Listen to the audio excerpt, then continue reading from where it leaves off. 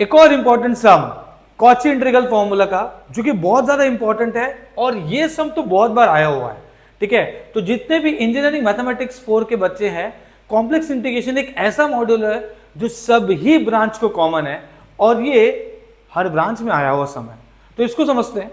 अब सबसे पहला चीज कि complex integral formula, Cauchy integral formula और कॉची रेसिड्यू थ्योरम, ये दो अलग अलग टॉपिक है जो कॉम्प्लेक्स इंटीग्रेशन मॉड्यूल के अंदर आता है। अब हम लोग जो ये सम करेंगे, पहले इसको सॉल्व करेंगे हम लोग कॉची इंटीग्रल फॉर्मूला से और इसके बाद इसी को हम लोग सॉल्व करेंगे कॉची रेसिड्यू थ्योरम से। दो अलग अलग चीजें, बहुत बच्चों को ये नहीं पता होता है। ठीक है, फिलहाल यहां पर मेंशन कुछ भी नहीं है, तो हम लोग इसको सॉल्व करेंगे कॉची इंटीग्रल फॉर्मूला से। और अगर ऐसे लिखा होता सॉल्व बाय या यूजिंग रेसिड्यू थ्योरम, तो हम लोग यूज करते हैं Cauchy residue theorem, as simple as that. अब यहां पर ये सम में अगर आप देखेंगे तो आपको सीधा सीधा बोला है कि रेडियस का जो लिमिट है वो 1 है, ये तो समझ में आ गया। उसके बाद आप क्वेश्चन में देखेंगे तो पहले पोल्स को देखना है। आप पोल्स का मतलब होता है अगर कोई एफ ऑफ जेड है, ऊपर कुछ है और नीचे कुछ है, ठीक है, तो ऊपर वाले को बोलते हैं जीरोस और नीचे को वाले को बोलते हैं पोल्स। और इसी पोल्स के बेस पे दो फॉर्मूले हैं इसमें, एक होता है सिंपल पोल, एक होता है ऑर्डर ऑफ अ पोल। तो मतलब अगर 1 अपॉन ब्रैकेट है, ठीक है, 1 अपॉन ब्रैकेट है मतलब सिंपल ब्रैकेट है, तो इसे हम कहेंगे सिंपल पोल। सिंपल पोल, और सिंपल पोल के लिए फॉर्मूला है integration of F of Z, Z minus Z zero D Z 2 pi I F of Z zero, simple. लेकिन अगर मैं क्वेश्चन में देखो यहां पर ये ऑर्डर वाला सम है, क्योंकि ब्रैकेट का क्यूब है, मतलब अगर ब्रैकेट रेज टू एन रहा तो ये हो गया ऑर्डर ऑफ पोल या ऑर्डर वाला पोल। ठीक है, ऑर्डर ऑफ पोल। अब इसके लिए क्या है, integration of F of Z, Z minus Z zero का power N D Z is equal to 2 pi I N minus 1 factorial F raise to N minus 1 Z zero, simple. कहने का मतलब यह है एन माइनस 1, ये जो N minus 1 है वो ये बताता है इसका मतलब कितनी बार आपको डेरिवेटिव करना है। समझ में आया, कितनी बार आपको डेरिवेटिव करना है, ये वो चीज है। ओके, तो हम लोग को मतलब यही करना है, ये मतलब ऑर्डर वाला सम हुआ। ये क्वेश्चन को देखो, तो अगर मैं इसको ऐसे लिखूं, integration sine raise to 6z z minus pi by 6 का क्यूब dz, तो ये हो जाएगा 2 पाई आई n मतलब 3 माइनस 1 फैक्टोरियल, सीधा सीधा दिख रहा है, f raise to 3 minus 1 z0। इसका मतलब हो गया, ये हो गया 2 पाई आई अपॉन 2 फैक्टोरियल f2 z0।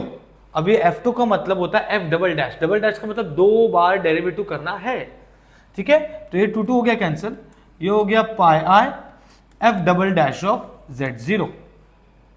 अभी f double dash of z0 का मतलब है मुझे f ऑफ z समझना पड़ेगा। तो जब मैं इसको कंपेयर करता हूं, जरा ध्यान से देखना सब लोग, ये देखो ये f ऑफ z है तो ये भी f ऑफ z हुआ, सिंपल।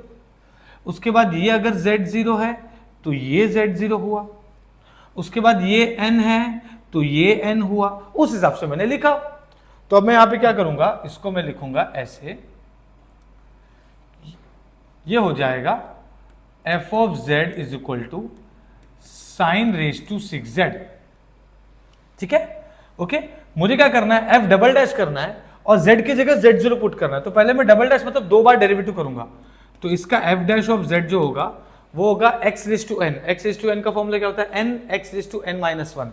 तो इसका होगा साइन रेज टू 6z का 6 साइन रेज टू 5z और साइन z का डेरिवेटिव cos z, सिंपल। अब इसका एक और बार डेरिवेटिव करेंगे तो ये क्या हो जाएगा, f double dash of z, मतलब यहां पे uv लगने वाला है, uv। ठीक है, तो ये क्या हो जाएगा 6, uv कैसे लगता है, पहले साइन रेज टू 5z को वैसा का वैसे रखा, cos z का डेरिवेटिव कर लेंगे तो cos z का हो जाएगा माइनस साइन z।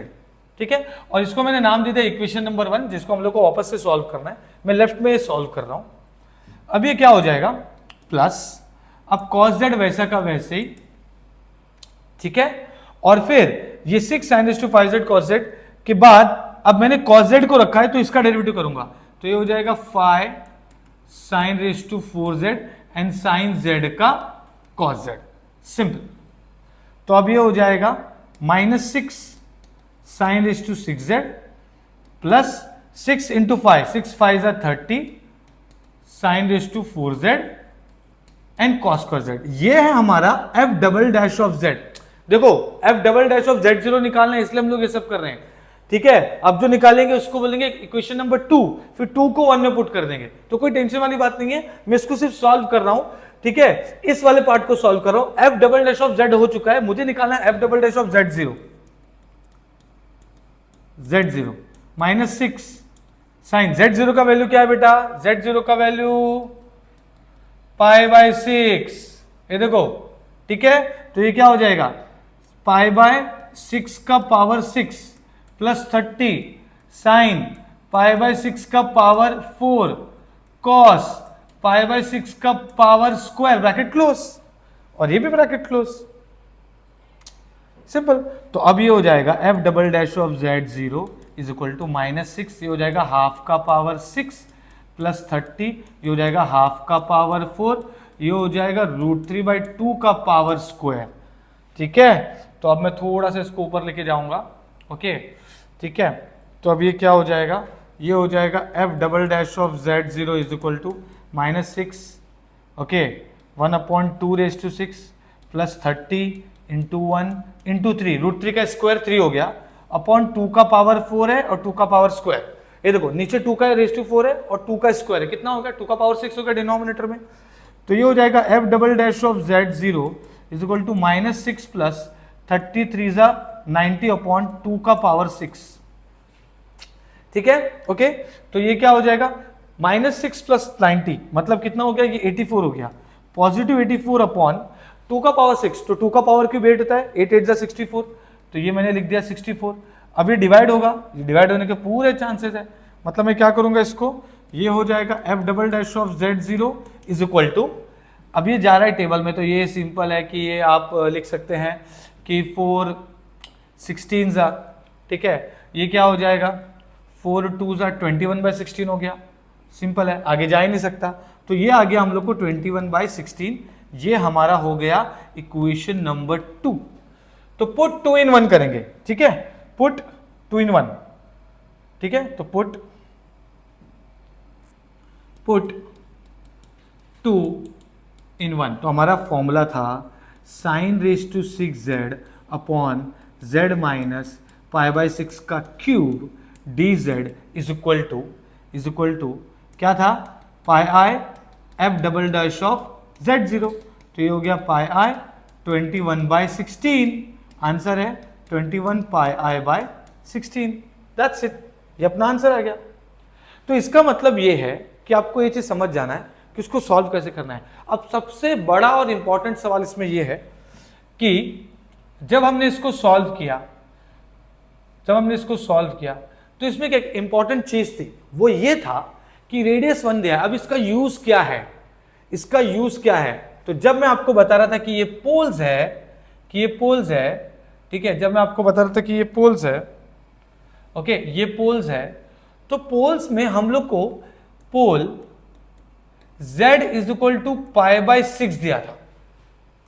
अब z इक्वल टू π/6 मतलब 3.14 डिवाइड बाई 6, मतलब कितना हो गया 0.51 समथिंग, ठीक है, ओके, है ना, 0.65 30 14 बचेगा, तो 5.2 आ जाएगा, 5.2 समथिंग आएगा।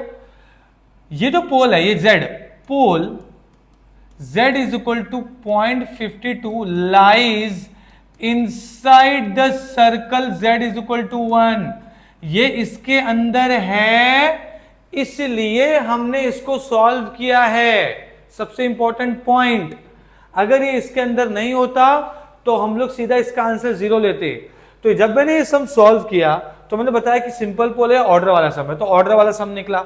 अब मैं इसको कंपेयर किया तो भाई एफ ऑफ जेड तो पूरा का पूरा ये है, z0 ये है, n3 है, तो उसको पुट किया, अलग से इसको सॉल्व किया एफ ऑफ जेड को, 2 बार डेरिवेटिव लग रहा है इसलिए, ठीक है, 2 बार डेरिवेटिव लग रहा है इसलिए, और 2 बार डेरिवेटिव करने के बाद हमको ये हमारा आंसर मिला, सिंपल है, ठीक है। डेरिवेटिव ऑफ यूवी लगा है बच्चों, तो आई होप आप लोगों को डेरिवेटिव ऑफ यूवी आता है।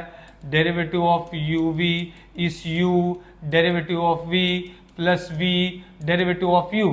तो हमने यहां पर यही चीज किया, ये जो मैंने लगाया है ना डेरिवेटिव ऑफ यूवी है ना, u को रखा, इसका डेरिवेटिव किया, प्लस फिर v को रखा, इसका डेरिवेटिव किया u का, एज सिंपल एज दैट। तो इसलिए हमारा आंसर जो आया है वो कुछ ऐसा है, that is 21 pi i by 16।